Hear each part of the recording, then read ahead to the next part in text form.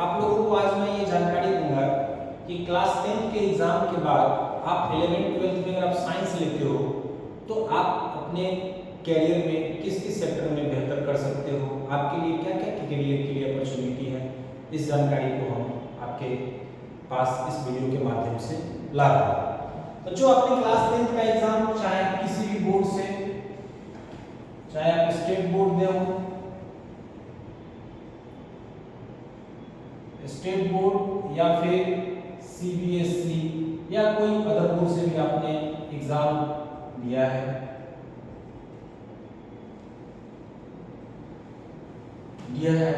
आपके रिजल्ट आने, बहुत बोर्ड का रिजल्ट आ भी गया है और कुछ बोर्ड का रिजल्ट आना बाकी भी है। तो आप रिजल्ट के तो इंतजार में हो ही, साथ ही साथ आपने प्लान किया है कि मैं 11th 12th की पढ़ाई साइंस से करना चाहता हूँ, साइंस से करना चाहता हूँ। साइंस में पढ़ाई करने से मैं किस किस सेक्टर में, किन किन सेक्टर में, किस किस क्षेत्र में मैं अच्छा कर सकता हूँ, क्या अपॉर्चुनिटी हो सकते हैं, इसकी जानकारी मैं आपको इस टेबल के द्वारा समझा रहा हूँ। सबसे पहले बच्चे आप साइंस लेंगे, साइंस में आपका 2 कॉलम आपका यहाँ पे बनेगा। अभी न्यू एजुकेशन पॉलिसी में तो ऐसा आ गया है कि आप मैथ्स के साथ हिस्ट्री पढ़ोगे, केमिस्ट्री के साथ आप साइकोलॉजी पढ़ोगे, फिजिक्स के साथ आप सोशियोलॉजी पढ़ोगे, लेकिन वो अभी लागू नहीं होगा। अभी जो प्रोजेक्ट है मैं उसका डिस्कस करूंगा। अभी तो कुछ दिन पहले एक बता रहे थे बच्चे कि सर एक दिन आर्टिकल, एक मैंने आर्टिकल में पढ़ा कि बिना मैथ्स का जेईई का एग्जाम होगा, यानी जो केमिकल इंजीनियरिंग करना चाहेंगे उसके लिए जेईई से मैथ्स का एग्जाम देना कंपलसरी है। थोड़ा सुन के ये हंसी भी लगा, कॉमेडी भी लगा कि भाई वो कैसा इंजीनियर होगा जिसको मैथ्स का नॉलेज ना देके उसको इंजीनियर बनाया जाए। लेकिन लेट में जो हमारा टॉपिक है हम उस पर डिस्कस करते हैं, उसके बारे में फिर नेक्स्ट वीडियो में आएंगे। तो साइंस से जब आप प्रिपरेशन करते हो तो आप लेते हो, आपके पास जो ऑप्शन है या तो फिजिक्स, मैथ और केमिस्ट्री, फिजिक्स, मैथ और केमिस्ट्री। इसके अलावा लैंग्वेज पेपर इंग्लिश, हिंदी, या फिर मान लो कि जो इंग्लिश जो सीबीएसई बोर्ड से कंटिन्यू करते हैं वो फिजिकल एजुकेशन। लेकिन मैं ये साइंस का कर रहा हूँ, language paper, physical education, fine art, कोई कॉमन चीज आप समझते हैं। दूसरा जो हमारा यहाँ पे बनता है फिर से फिजिक्स, बायोलॉजी और केमिस्ट्री, ये आपके पास ऑप्शन होते हैं। बहुत सारे बच्चे फिजिक्स, बायोलॉजी और केमिस्ट्री के अलावा एक्स्ट्रा में वो मैथ्स को भी रखते हैं, राइट। ये आपके पास 2 रास्ते हैं कि आप अगर फिजिक्स, मैथ, केमिस्ट्री या फिजिक्स, बायोलॉजी, केमिस्ट्री और एक्स्ट्रा में मैथ। कंपलसरी नहीं है, एक्स्ट्रा में मैथ अगर आपको लेने की इच्छा है तो ले सकते हैं, नहीं इच्छा है तो आप नहीं ले सकते हैं, लेकिन ये ऑप्शन आपके पास है, आप चाहो तो ले सकते हो। अब साइंस में 2 कॉलम आता है। अब जो स्टूडेंट तकनीकी क्षेत्र में, खास करके इंजीनियरिंग के सेक्टर में अगर अपना कैरियर बनाना चाहते हैं और मैथ्स में उनकी दिलचस्पी होती है तो वो फिजिक्स, मैथ, केमिस्ट्री को चुनते हैं। फिजिकल एजुकेशन, इंग्लिश, हिंदी, ये सब पेपर के अलावा जिन बच्चों को मेडिसिन के सेक्टर में, बोले तो मेडिकल के सेक्टर में अपना कैरियर बनाना चाहते हैं और बायोलॉजी में जिनका इंटरेस्ट होता है वो बच्चे चुनते हैं फिजिक्स, बायोलॉजी और केमिस्ट्री। क्योंकि दोनों में फिजिक्स और केमिस्ट्री कॉमन है, और बोले तो बच्चों में एपी सर के बारे में आप जानते ही हैं कि वो फिजिक्स पढ़ाते हैं। तो मैं फिजिक्स के टीचर होने के नाते मैं आपको ये सजेशन करूंगा कि चाहे आप बायोलॉजी को लेकर पढ़ो, चाहे आप मैथ्स को लेकर पढ़ो, फिजिक्स आपको हर हाल में तो पढ़ना ही होगा। और फिजिक्स आपका तभी बेस्ट होगा जब आपका मैथ्स का फाउंडेशन बढ़िया होगा। मैथ्स का अगर आपका फाउंडेशन तगड़ा है तो फिजिक्स और केमिस्ट्री में न्यूमेरिकल्स बनाने में, उसको पढ़ाई लिखाई करने में आपको किसी भी प्रकार की कोई दिक्कत नहीं। अब सर मैं बच्चों के प्रश्न ये है, सर ये चीजें आप बता क्यों रहे हो? बच्चों अभी सबसे बड़ी बात है कि ये भी जानकारी मैं देख रहा हूँ कि 10%, 10% ओनली पेरेंट्स और बच्चों के पास है, वो जागरूक नहीं, उनको इन्फॉर्मेशन ही नहीं दिया गया। आपको थोड़ा सा एजुकेशन का माहौल भी तो आप देख रहे हो ना, serious education day by day हमारी सोसाइटी में घटते जा रहा है। अगले 5 साल 10 साल के बाद क्या एजुकेशन होगा और स्कूल कोचिंग में कैसे पढ़ाई होगी वो मैं इमेज नहीं कर पा रहा। मैं सराउंडिंग जो भी बच्चे हमारे इंस्टीट्यूट से जुड़े हुए हैं, जो भी पेरेंट्स हैं, मैं देख रहा हूँ, मैं तो समझता हूँ कि इससे बेहतर जब हम लोग 2002, 3, 4 में जब हाई स्कूल में पढ़ते थे तो तब ज़्यादा अच्छा माहौल था, चाहे वो बिहार बोर्ड के बच्चे हों या CBSE के बच्चे हों। पेरेंट्स भी एजुकेशन को लेके काफ़ी ज़्यादा सीरियस थे और बच्चों में भी उसका अलग माहौल देखते थे। अब ये मैंने कमी देखा है, लेकिन वो बात की बात है, उसको दूर करने का प्रयास करेंगे। जब इस सेक्टर में है तो हम लोग भिड़े हुए हैं कि जो भी कमजोरियां हैं उसको उखाड़ फेंकना है, तभी जाके हम लोग कुछ अच्छा करने के काबिल होंगे ना। तो कहते हैं ना कि मान लीजिए तेज धूप आ रहा है तो तेज धूप की जगने से क्या समंदर सूखा थोड़ी हो जाएंगे। इसीलिए हौसले हमेशा मजबूत रखना है, इरादे हमेशा नेक रखना है, परिस्थितियां कितनी भी विपरीत हो, जब हम पक्के इरादे से किसी काम को करेंगे तो सफलता हमें सुनिश्चित मिलेगी। तो चलो बच्चों, तो आते हैं हम लोग कि फिजिक्स मैथ केमिस्ट्री से अगर आप 11th और 12th का अगर आप कंप्लीट करते हो, हम लोग कोड दिए हैं PCM, फिजिक्स केमिस्ट्री मैथ। इसमें सबसे बड़ा जो अभी तक का अपॉर्चुनिटी आपको मिलेगा वो आपको मिलेगा इंजीनियरिंग करने का। अब इंजीनियरिंग आजकल बच्चे आप समाज में, अपनी सोसाइटी में और अपने सराउंडिंग में देखते होंगे, सब लोग इंजीनियरिंग ही कर रखे हैं। तो आप कैसा इंजीनियर बनना चाहते हो? आप चाहते हो कि आप जो टॉप मल्टीनेशनल कंपनी है उसमें आप काम करो, आप चाहते हो कि आप खुद कुछ इनोवेटिव प्रोग्राम में जाओ, आप गवर्नमेंट ऑफ इंडिया के रिसर्च फील्ड में जाके इंजीनियरिंग सेक्टर में कोई बहुत बड़ा वेब चेंजर बनना चाहते हो वो। और दूसरा, एक इंजीनियर बन के आजकल एक ट्रेंड चल गया है, MBA चाय वाला, इंजीनियर चाय वाला, IITian चाय वाला। क्या बनना है वो तो आपसे बाद में बात करेंगे। आइए ध्यान देते हैं हम लोग। इंजीनियरिंग करने के बाद भी अगर चाय ही बेचना है, शुरू से चाय बनाने का है कोई कोर्स करेंगे हम। इंजीनियरिंग करेंगे तब चाय, क्योंकि भाई IITian चाय वाला ये क्या है, IIT का ये हाल हो गया कि उसके प्रोडक्ट चाय बेचेंगे, नेवर। चलिए ध्यान दीजिए।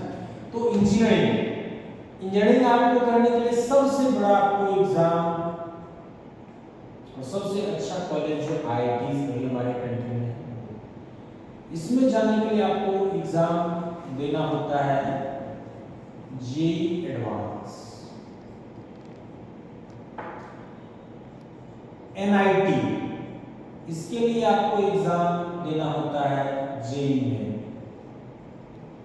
लेकिन यहां पर मैं आपको एक बात बता दूं कि आप JEE मेंस और JEE एडवांस पर ईयर, हर साल JEE मेंस 2 बार एग्जाम कंडक्ट होते हैं, एक बार जनवरी में और दूसरा आपका अप्रैल में। ये एग्जाम ऑनलाइन आपको CBT कंप्यूटर बेस्ड टेस्ट होते हैं। आप जनवरी अटेम्प्ट या अप्रैल अटेम्प्ट, दोनों में से किसी एक एग्जाम में आपको JEE मेन में क्वालिफाइंग मार्क्स, जो कट ऑफ मार्क्स होंगे, एटलीस्ट उतना स्कोर करना पड़ेगा, तभी आपको JEE एडवांस में बैठने दिया जाएगा। अगर आप उस qualifying marks, cut off marks से कम मार्क्स आपका है तो JEE एडवांस के लिए आप एलिजिबल ही नहीं, आपकी एलिजिबिलिटी ही नहीं। तो चलो बच्चों, तो आपके मैं एक्चुअली बता रहा हूँ क्या क्या कर सकते हो। एग्जाम के बारे में मैं आपको अलग वीडियो सेशन लेके आऊंगा जिसमें मैं बताऊंगा कि हर एग्जाम में एलिजिबिलिटी क्या है, क्राइटेरिया क्या है, क्वेश्चन के पैटर्न क्या है, किस टाइप के क्वेश्चंस पूछते हैं, आपकी पढ़ाई की लेवल क्या होनी चाहिए, किस पोर्शन से क्वेश्चन ज्यादा आते हैं, ये सारा हम अलग से वीडियो सेशन इसका करेंगे। अभी मैं सिर्फ आपको अपॉर्चुनिटी बता रहा हूँ कि आप मैथ से अगर आप 12th करोगे तो क्या क्या कर सकते हो। अच्छा, IIT और NIT, इसके अलावे बहुत सारे स्टेट गवर्नमेंट के भी जो बहुत सारे टॉप इंजीनियरिंग कॉलेज हैं। WB वेस्ट बंगाल में आपके हैं, कर्नाटका में है, तमिलनाडु में है, आंध्रा में है, आपका मान लीजिए कि जो दिल्ली और यूपी के, मान लीजिए दिल्ली यूपी के बॉर्डर पे है, पंजाब में है, उड़ीसा में है, इन सारी जगहों में है। तो स्टेट गवर्नमेंट कॉलेज के लिए भी बहुत सारे जो एग्जाम्स अलग से कंडक्ट होते हैं। अपना बिहार गवर्नमेंट तो JEE मेंस के थ्रू ही एडमिशन लेता है सारे स्टेट इंजीनियरिंग कॉलेज में। लेकिन बाकी स्टेट का अपना अपना मान लीजिए कि जो तरीका है सिलेक्शन का। उसके अलावा बहुत सारे ऐसे डीम्ड यूनिवर्सिटी बोले, बहुत सारे ऐसे प्राइवेट कॉलेज हैं, जैसे टॉप प्राइवेट कॉलेज की बात करें तो वीआईटी आपका हो गया, रमैया आपका हो गया, है ना, रमैया हो गया, एसआरएम आपका हो गया, गलगोटिया हो गया, और भी बहुत सारे मान लीजिए कि जो डिफरेंट डिफरेंट आपको भारतीय विद्यापीठ पुणे में है, डीवाई पाटिल कॉलेज है, बहुत सारे मान लीजिए कि कॉलेजेस ऐसे कॉलेज हैं कि जहां आप अगर किसी कारण से आईआईटी और एनआईटी में नहीं जा पाए तो आप स्टेट और इस डीम्ड यूनिवर्सिटी और प्राइवेट इंजीनियरिंग कॉलेज से भी इंजीनियरिंग करके आप अपने करियर को बेहतर कर सकते हो। तो sir what the difference between these two colleges, deemed university and private college? देखो बच्चों, आईआईटी का तो टक्कर का खैर इंडिया में तो कोई कॉलेज नहीं है। आईआईटी का तो अपना एनवायरनमेंट है, अपना माहौल है, उस कैंपस में ही स्टूडेंट के जाने के बाद जीवन बदल जाता है, उनकी थॉट, उनका करियर और उनकी सोच। एनआईटी का भी कुछ यही माहौल है, लेकिन इन कॉलेज में पढ़ाई के अलावे आपके पेरेंट्स पे इकोनॉमिकली बोझ, खर्च बहुत कम होता है। लेकिन इन सारे स्टेट गवर्नमेंट का तो खैर वो सस्ता है, कोई दिक्कत नहीं है, लेकिन ये जो जितने आपके प्राइवेट इंजीनियरिंग कॉलेजों में बता रहा हूँ, जो डीम्ड यूनिवर्सिटी है, वहाँ पे अगर आप यहाँ से करोगे पूरा कोर्स 8 लाख में, यहाँ आपको खर्च होगा 16 लाख में। तो सीधा आप समझिए ये उन बच्चों के लिए है कि जिनके पेरेंट्स के पास फाइनेंशियली किसी भी तरह का टेंशन नहीं है, पैसों की कोई दिक्कत नहीं है, तो उनके लिए है। लेकिन अगर आपके पापा, आपकी मम्मा एक मिडिल क्लास फैमिली से आप आते हो और काफ़ी मान लो कि जो घर में और भी भाई बहनें हैं, उस कंडीशन में आप इन सारे कॉलेजों में जाके आपको काफ़ी ज़्यादा मान लो खर्च करना पड़ेगा, जो कि आपकी फैमिली पे काफ़ी ज़्यादा बोझ हो जाएगा। ऐसे में आपके लिए स्टेट गवर्नमेंट, एनआईटी और आईआईटी बेस्ट है। और बच्चों में फिर से आपको बताता हूँ, ये पूरे एक सर्वे का रिपोर्ट है, अभी भी मैं बता रहा हूँ, last time times of India ने कैप्चर किया था इसको, पूरे उन्होंने एडिटोरियल पेज पे छापा कि जितने भी गवर्नमेंट के आइदर वो कॉलेज की सीटें हो या जॉब की सीटें हो या टॉप मान लीजिए की पोजीशन जो भी हो, उन सारे पोजीशन में, उन सारे कॉलेज में, उन सारे कोर्सेज में रूरल एरिया के बच्चों का कब्जा है। अर्बन एरिया के बच्चों का कब्जा नहीं है, रूरल एरिया के बच्चों का कब्जा है। अगर आप मेहनत करोगे दिल से, अगर आपकी जुनून होगा, तो आप आईआईटी और एनआईटी जाना अब कोई बड़ी बात नहीं है। उसके लिए सिस्टमेटिक आपके पास कंसेप्ट होना चाहिए, एक अच्छा कोच होना चाहिए, एक अच्छे इंस्ट्रक्टर की जरूरत है, आप जरूर कॉलेज तक जाए। चलिए बच्चों, अब ये इंजीनियरिंग का स्कोप है। इसके अलावा आप एग्रीकल्चर में भी मैथ्स वाले बच्चे जा सकते हैं आईसीएआर के थ्रू। उसके अलावा आपको सीयूईटी का एग्जाम जो अभी आपका पिछले 2 साल से कंडक्ट होना शुरू हो गया है, सेंट्रल यूनिवर्सिटी में एडमिशन लेने के लिए, सेंट्रल यूनिवर्सिटी बोले तो बीएचयू बोले, डीयू बोले, हैदराबाद सेंट्रल यूनिवर्सिटी बोले। अच्छा, अब एक इंपॉर्टेंट बात आपको मैं बता दूं कि सीयूईटी में ही आईसीआर को मर्ज कर दिया गया है। आईसीआर आपका एग्रीकल्चर कॉलेज में आप बीएससी एग्रीकल्चर के लिए या बहुत सारे ऐसे फिशरी इंजीनियरिंग के लिए, फार्मिंग के लिए, फूड इंजीनियरिंग के लिए बहुत सारे ऐसे कोर्सेज थे जिसको मर्ज करके सीयूईटी के थ्रू ही सेंट्रल यूनिवर्सिटी में जा सकते हो। अगर आप समस्तीपुर या बिहार से अगर कोई बच्चे ये वीडियो को देख रहे हैं तो मैं उनको बता दूं कि आपका राजेंद्र कृषि विश्वविद्यालय जो पूसा में है, वो भी आपका सीयूईटी के थ्रू ही उसका काउंसलिंग होगा और उसमें आप एडमिशन ले सकते हो।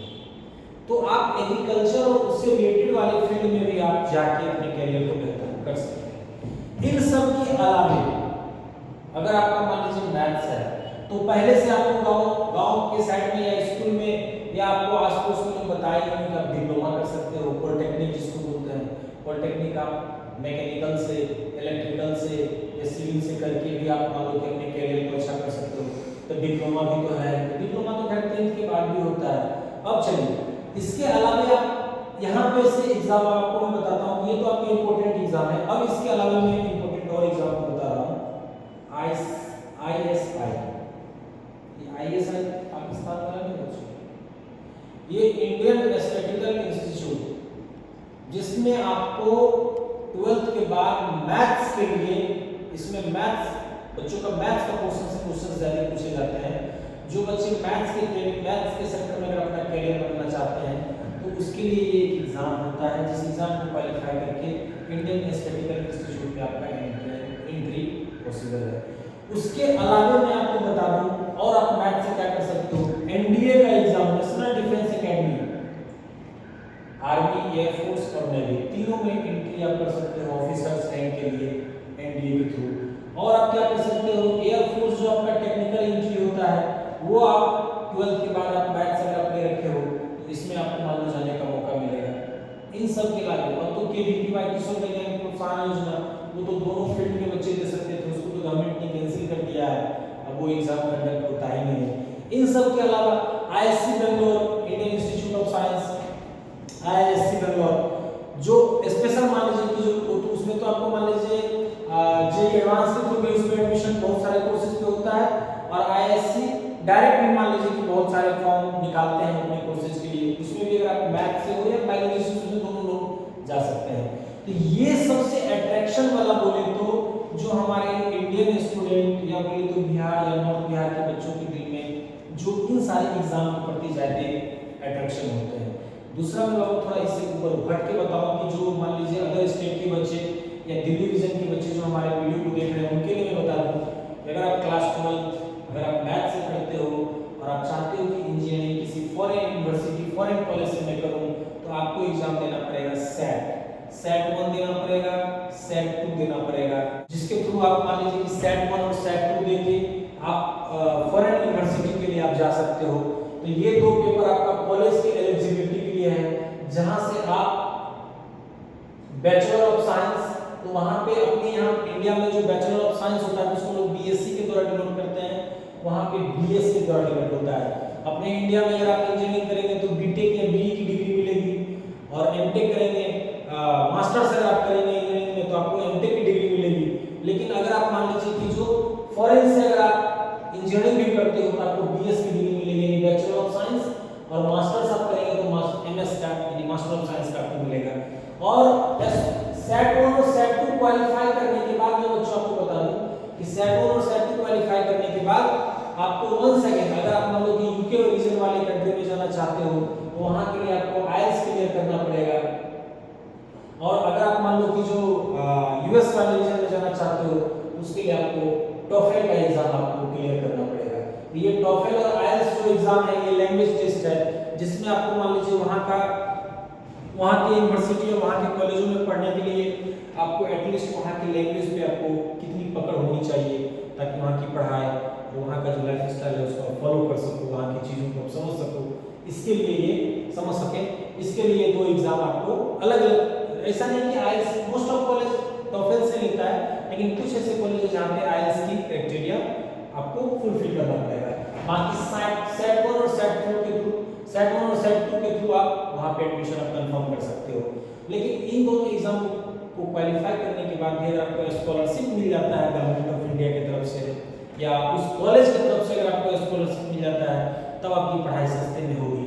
नहीं तो इंडिया में जो आप आईआईटी में 10 लाख 12 लाख में जो कोर्स आप करके कंप्लीट कर लोगे 4 साल में, वो आप किसी फॉरेन यूनिवर्सिटी से करोगे तो 50 लाख से कम का बजट नहीं आएगा।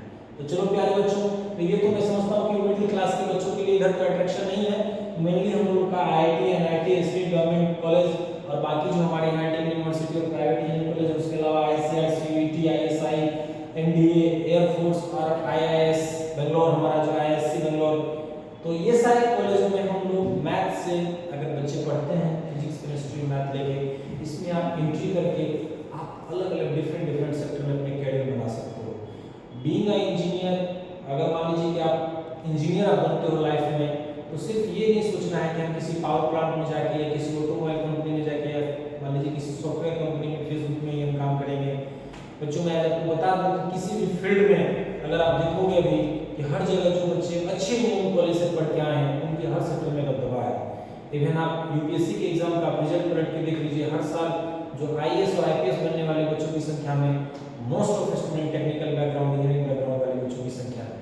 इसी तरह से बहुत सारे डीआरडीओ हो गया, इसरो हो गया, आपका सेल हो गया, आपका मान लीजिए भेल है, गेल है, एनटीपीसी है, जितने भी मान लीजिए रत्ना और महारत्ना कंपनियां हैं, सब कंपनियों में इन कोर्सेज से करने वाले बच्चों के लिए बहुत बड़ा अपॉर्चुनिटी है, जहाँ पे ओएनजीसी है, इन सब जगह पे जाकर अपने करियर को बेहतर कर सकते हो।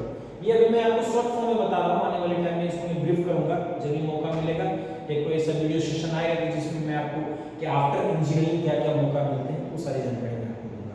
अब आते हैं बच्चों, थोड़ा सा बायोलॉजी वाले बच्चे बहुत देर इंतजार कर लिए होंगे, सोच रहे हैं सर क्या बात है आप सिर्फ इंजीनियरिंग वाले बच्चों पे फोकस किए होंगे। नहीं बच्चों, मैं तो बताया था शुरू में कि 10th पास करने के बाद मुझे करना क्या है, किधर हम लोग को जाना है और किधर हम प्लान कर रहे हैं। तो बच्चों इस बीच में मैं एक बात को जोड़ना फिर से चाहूंगा कि आपको जिस सेक्टर में करियर बनाना है, आपके मन में मान लीजिए कि जो बातें अगर आ रही है तो आप बिल्कुल मान लीजिए कि जो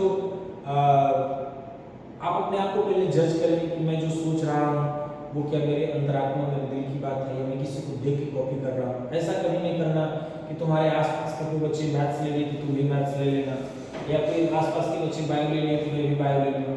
देखना है कि हमको किस सेक्टर में मन लगा है और किस क्षेत्र में हमको काम करना है ताकि मेरा करियर मेरा डिसीजन, ऐसा सोच के चलना है। तो चलो बच्चों, मैं बायो वाले बच्चों को बताऊंगा कि फिजिक्स, बायोलॉजी और केमिस्ट्री और मैथ्स एक्स्ट्रा में, मैथ्स का तो खैर एक्स्ट्रा में तो इसका कोई खास होता नहीं है।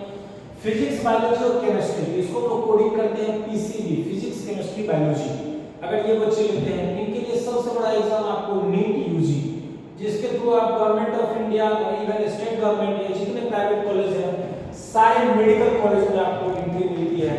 और इसमें आपको एमबीबीएस कोर्स जो सबसे अभी देखते हैं कि बच्चों का चहेता कोर्स बन गया है बायोलॉजी वाले बच्चों के लिए, तो आप वहां से आप डॉक्टर बनेंगे। मेडिसिन के सेक्टर में अगर आप डॉक्टर बनना चाहते हैं और चाहते हैं सोसाइटी को हेल्प करने के लिए, मेडिसिन के सेक्टर में आप बड़ा काम करना चाहते हैं, तो आप नीट के एग्जाम को क्वालिफाई करके आप इस कोर्स में एडमिशन ले सकते हैं।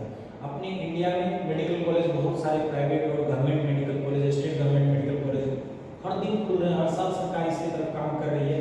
लेकिन अभी भी थोड़ा सा मेडिकल कॉलेजों की संख्या कम होने के कारण, जितने ज़्यादा इसमें बच्चे एस्पायरेंट हैं, जितने स्टूडेंट्स हैं, उसके रेशियो में कॉलेज बहुत कम होने के कारण इधर का एडमिशन का थोड़ा सा कटअप बड़ा टाइट रहता है बच्चों।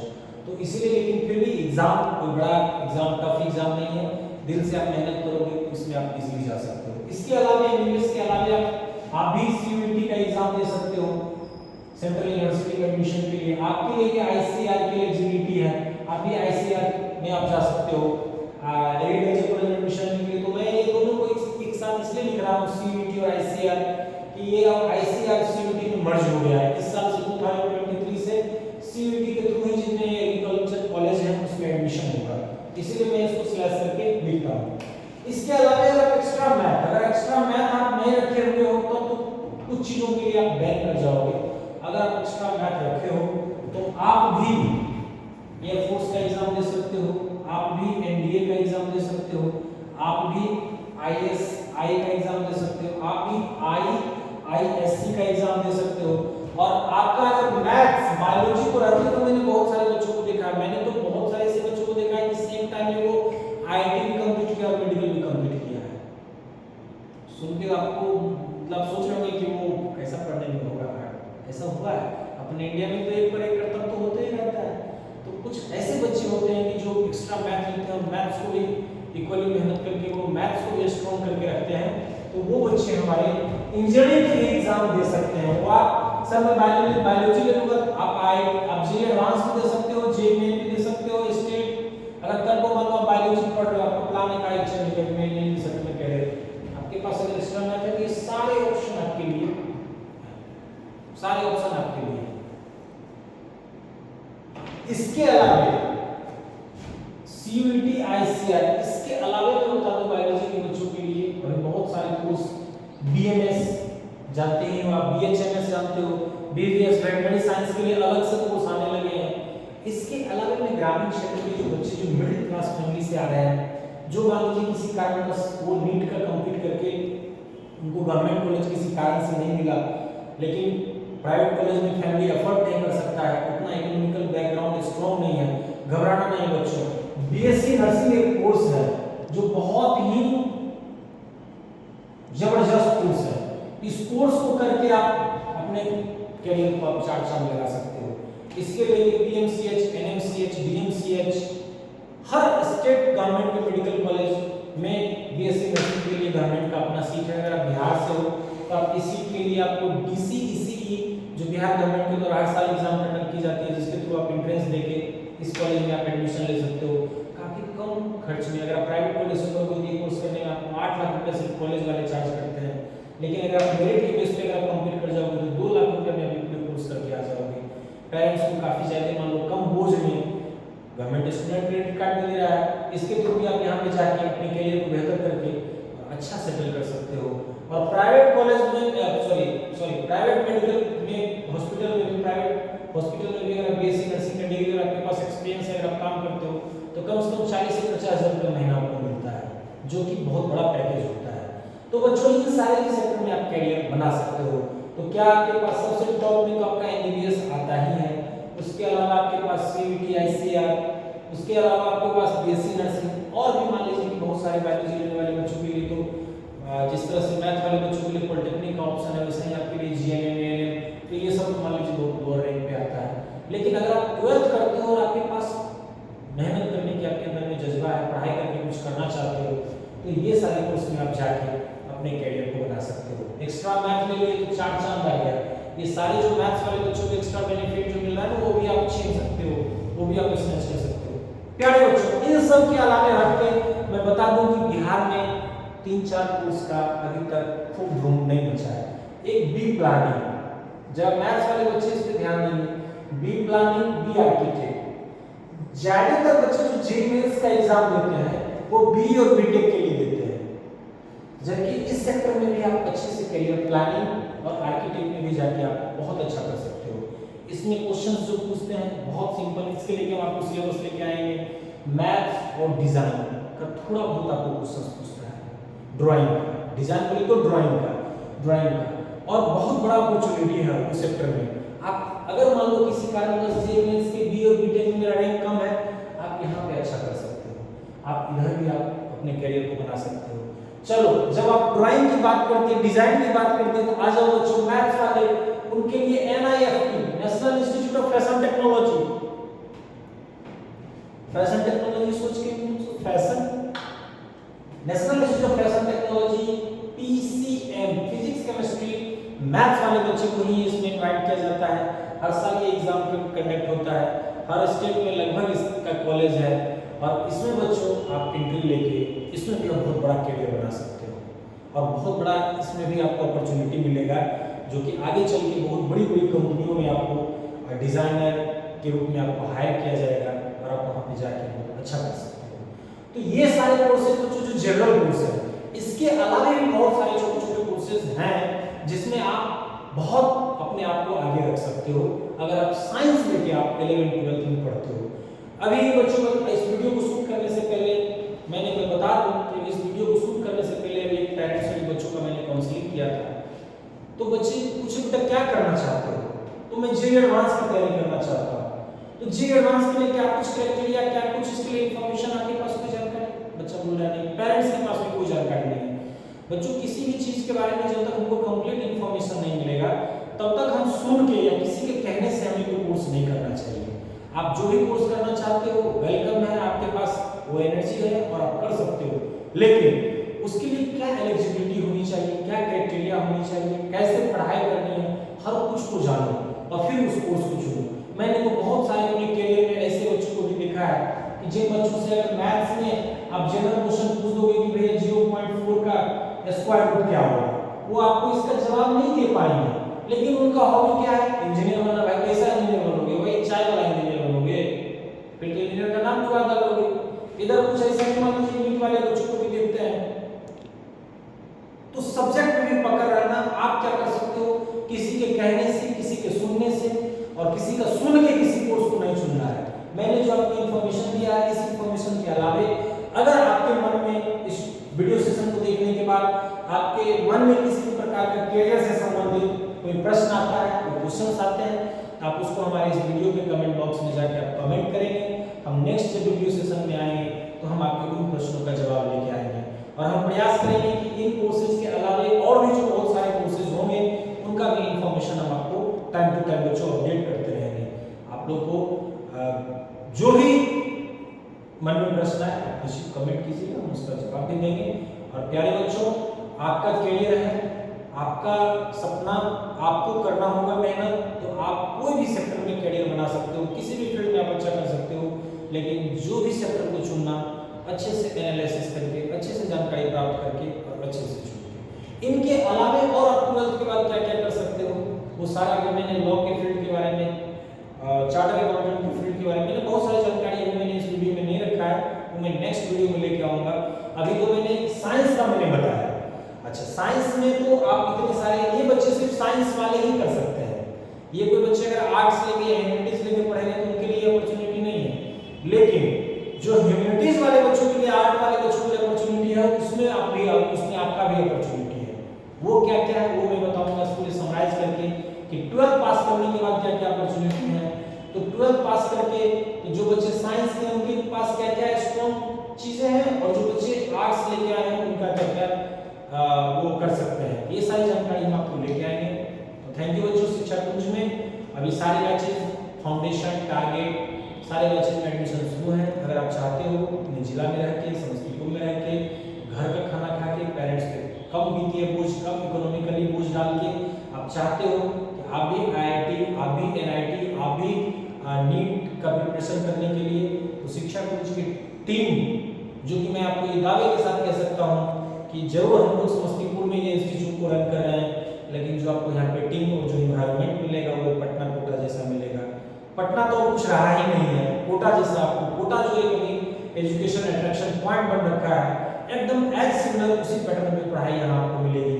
आप आइए, अभी हमारे यहाँ 100% स्कॉलरशिप प्रोग्राम चल रहा है SK सेट के थ्रू, जिसमें आप SK सेट बोले तो सर शिक्षा स्कॉलरशिप कम एडमिशन टेस्ट, जिसके थ्रू आप टेस्ट देके मैक्सिमम मार्क्स स्कोर करो, उस मार्क्स बेस पे आपको स्कॉलरशिप भी मिलेगी। और भी हमारे बहुत सारे यहाँ पे आप जब आएंगे तो काउंसलर, टीचर्स, जिनसे आपके मन की जो बातें होंगी, जो आपके मन में करियर से संबंधित प्रश्न उठ रहा होगा, उन सारी चीज़ों का सही और सटीक जानकारी प्राप्त कर सकते हैं। धन्यवाद बच्चों।